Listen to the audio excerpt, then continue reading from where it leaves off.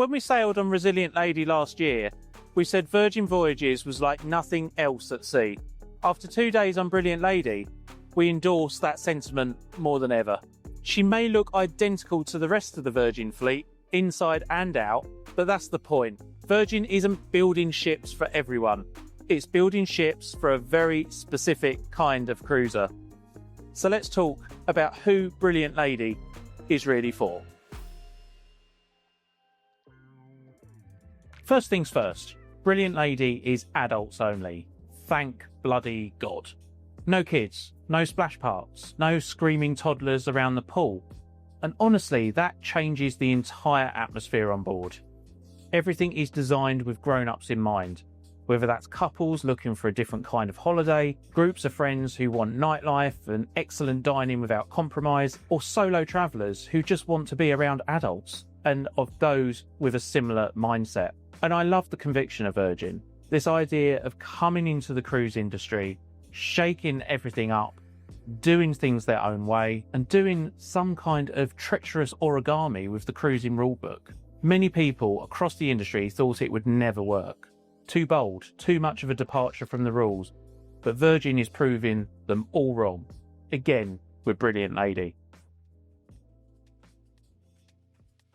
Food is one of the areas where Virgin Voyages really does stand out from the crowd, and honestly, it's some of the best we've ever had at sea. Unlike most cruise lines, there's no main dining room, no traditional buffet, and no extra charge specialty restaurants. Every single venue is included in your cruise fare, and every venue feels like its own restaurant, with its own menu, its own atmosphere, and its own identity.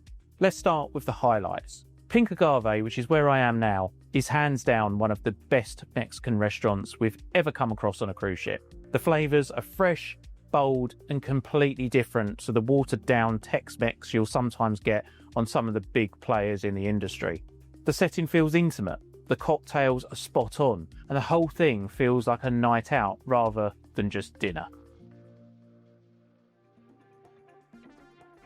Then there's The Wake, Virgin's take on a high-end steakhouse and seafood restaurant. This is easily one of our favourites. From the presentation of dishes to the quality of the seafood, everything feels elevated. And again, the fact it's included in your fare makes it even more impressive. But not every venue will be for everyone. The Test Kitchen is probably the most divisive. It's Virgin's experimental dining concept where the food is all about creativity, surprise and theatre. And while we can see why adventurous diners love it, it's not for us.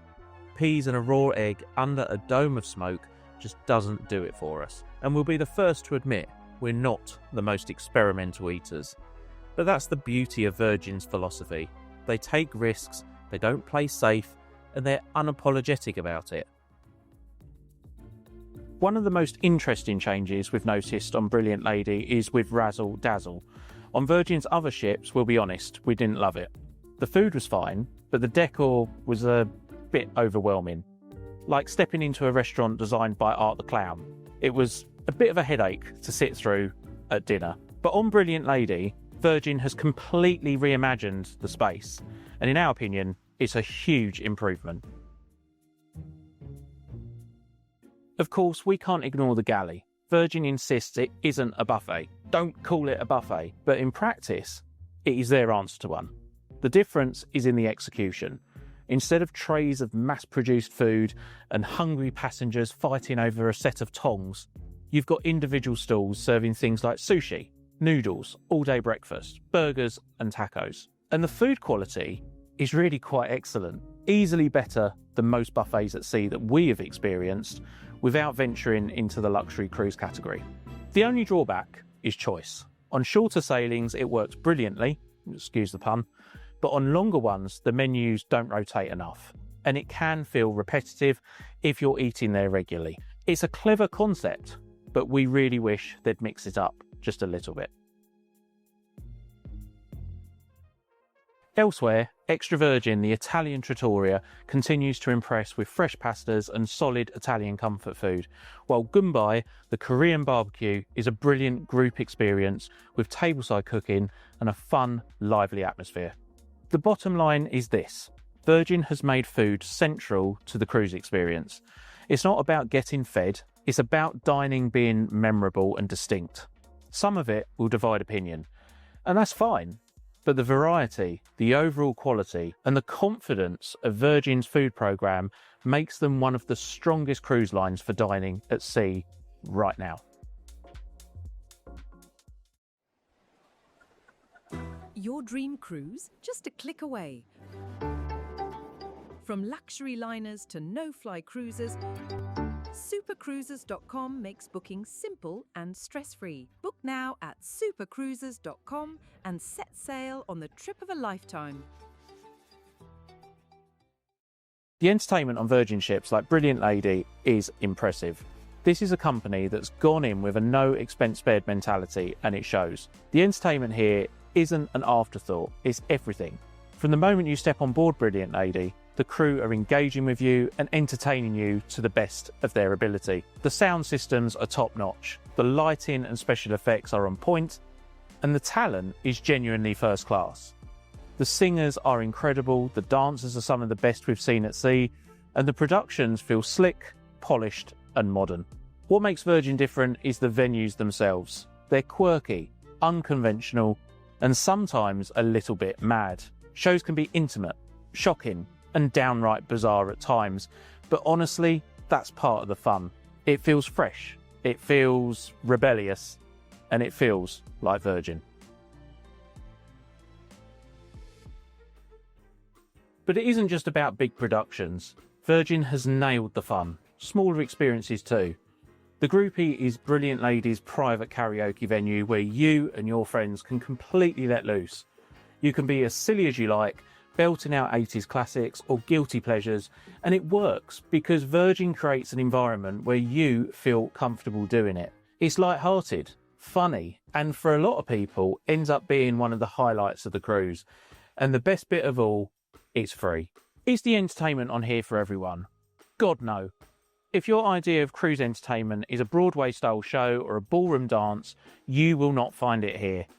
But if you want nightlife that's bold, edgy, immersive, and at times completely unhinged, Virgin delivers some of the best you'll ever see at sea. At this point in the video, you're probably thinking we've been coerced by Virgin Voyages to say all these glorious things. No, we just happen to love everything we've spoken about so far and the way Virgin are doing things their own way. But just so you're sure you're still watching Dan and Jay, let's talk about something we're not so keen on. The decor. There is certainly nothing elegant or lavish about a Virgin ship. The look is muted, sometimes industrial, and in places it comes across as cold and even a bit boring. You won't find a grand atrium on this ship. Instead, you get something Virgin call the roundabout, which is basically a spiral staircase that winds from deck 6 to 7. Understated is one thing, but it doesn't exactly make you stop in your tracks. And I'll tell you, it isn't the easiest to ascend or descend either. Unless you're a giant, these are easily a 3-stepper. Then there's the chairs. The chairs on Virgin ships are diabolical. They are some of the most uncomfortable pieces of furniture we've ever sat in. I'm convinced the designers never actually sat in them before approving them for the ship. Some are just awkward. Others are downright repellent to anyone who isn't slim. In the buffet especially, some of the seats look like they'd struggle to accommodate even a modest-sized person. When Virgin launched, there was a lot of emphasis on fitness and wellness, and that's fine. But here's the reality. Plenty of people who cruise with Virgin aren't built like gym bunnies. They're ordinary travellers who just want to feel comfortable on holiday. That includes bigger build people. So get them some chairs that are actually comfortable and don't make them look and feel ridiculous. It's such an easy fix, and I was hoping we were going to see an improvement in this area on their brand new ship. I'll be honest, when we first sailed with Virgin Voyages, I thought I was going to hate the cabins.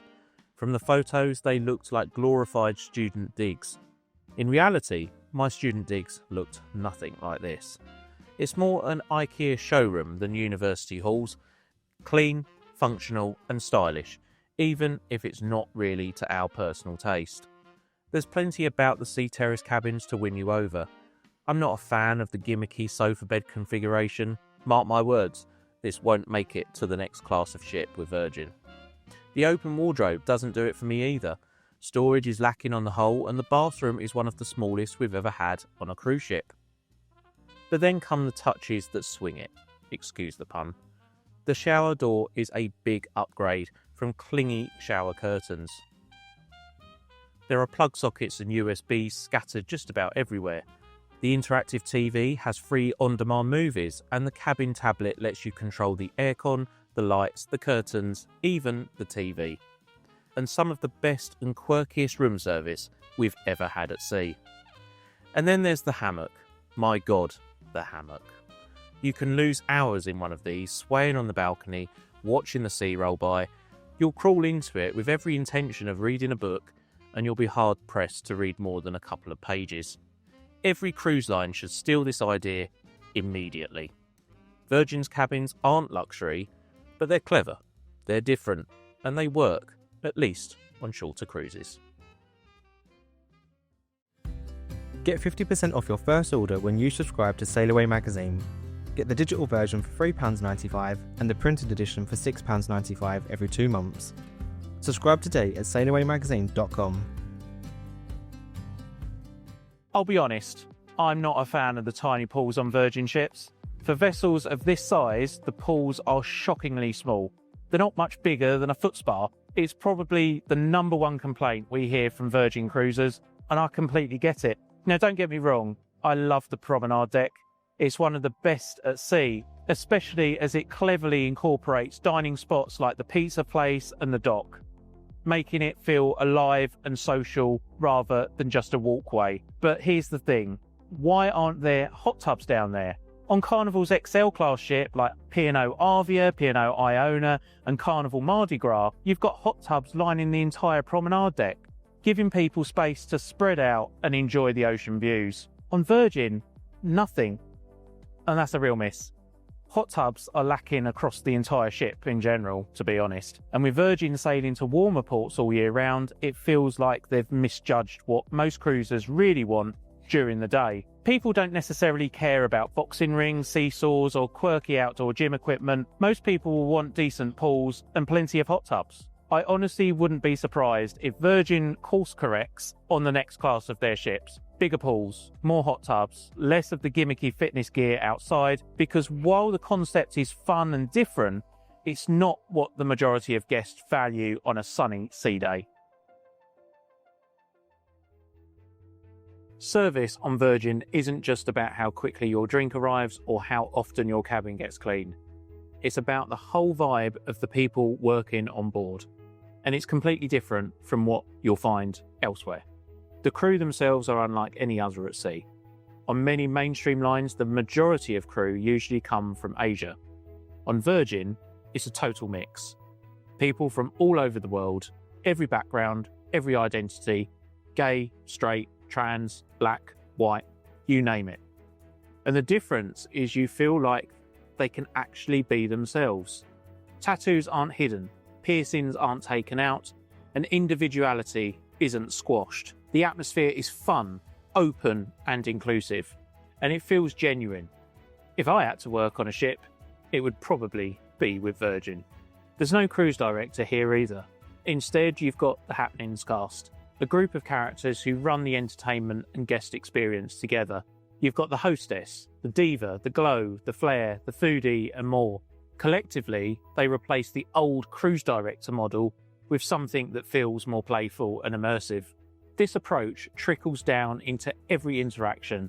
The crew aren't trying to upsell you, they're not stressed about tips, and they're not hiding behind some corporate mask. They're just real, and it makes the whole ship feel alive. So Brilliant Lady, another Virgin ship that's bold, brave, and a bit bonkers, but in the best possible way. Virgin came into this industry with a mindset of shaking things up, and they've done exactly that.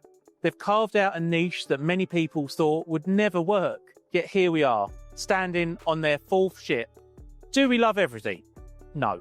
The pools are far too small, The chairs are ridiculous, and some of the design choices look like they've been dreamed up by someone who's never actually sat in a chair before. But when the food is this good, the entertainment is this wild, and the crew are this genuine, and you've got a hammock swinging on your balcony, the good massively outweighs the bad. Virgin Voyages isn't trying to be elegant or traditional.